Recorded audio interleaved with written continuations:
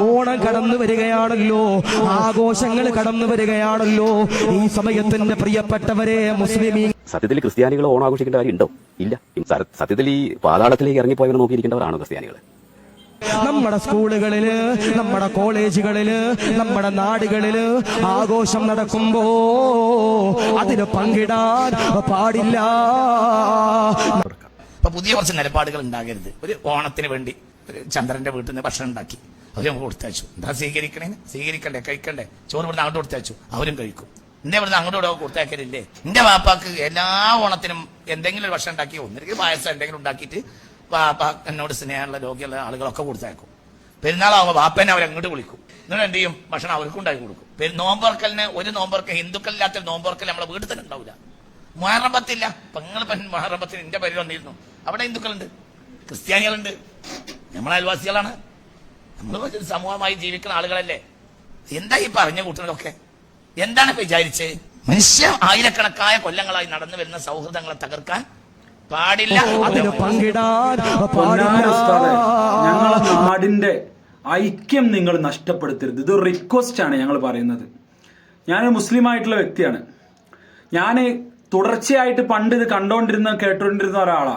പലപ്പോഴും അത് ഫോളോ ചെയ്തിട്ടുള്ള ഒരാളും കൂടിയാ.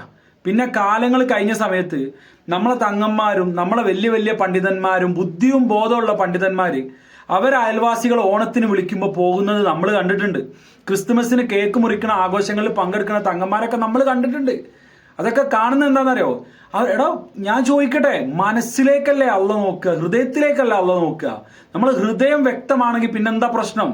നിങ്ങൾ ദയവ് ചെയ്ത് ഞങ്ങളെ നാടിന്റെ ഐക്യം കളയരുതെന്ന് നിങ്ങളോട് റിക്വസ്റ്റ് ആണ്. ഞങ്ങൾക്ക് ഞങ്ങളെ അയൽവാസികളായിട്ടുള്ള നാരായണേട്ടനും ദാമോദരനേട്ടനൊക്കെ മോനെ ഇനി ഓണത്തിന് വീട്ടിലേക്ക് വരണട്ടോ എന്ന് പറയുമ്പോൾ ആ സമയത്ത് വീട്ടിലേക്ക് പോവാതെ ഞങ്ങളെ സ്വന്തം വീട്ടിൽ ഇരിക്കുന്ന പരിപാടി ഞങ്ങൾക്ക് നടക്കൂല.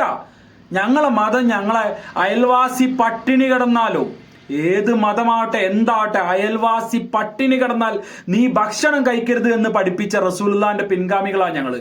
നിങ്ങളതല്ല, നിങ്ങളത് വേറെ രീതിയിലേക്ക് വ്യാഖ്യാനിച്ച് നമുക്ക് അക്സെപ്റ്റ് ചെയ്യാൻ ബുദ്ധിമുട്ടുണ്ട്. ദയവ് ചെയ്ത് നിങ്ങൾ മനസ്സിലാവും. ഓണത്തിന് ഞങ്ങളെ അയൽവാസികളെ ചന്ദ്രേട്ടൻ ഞങ്ങളെ വിളിക്കുകയാണ്, മോനെ നീ വരണം എന്ന് പറഞ്ഞു കഴിഞ്ഞാൽ ഞങ്ങൾ ചെല്ലും. ഞങ്ങൾക്ക് ചെന്നേ പറ്റൂ.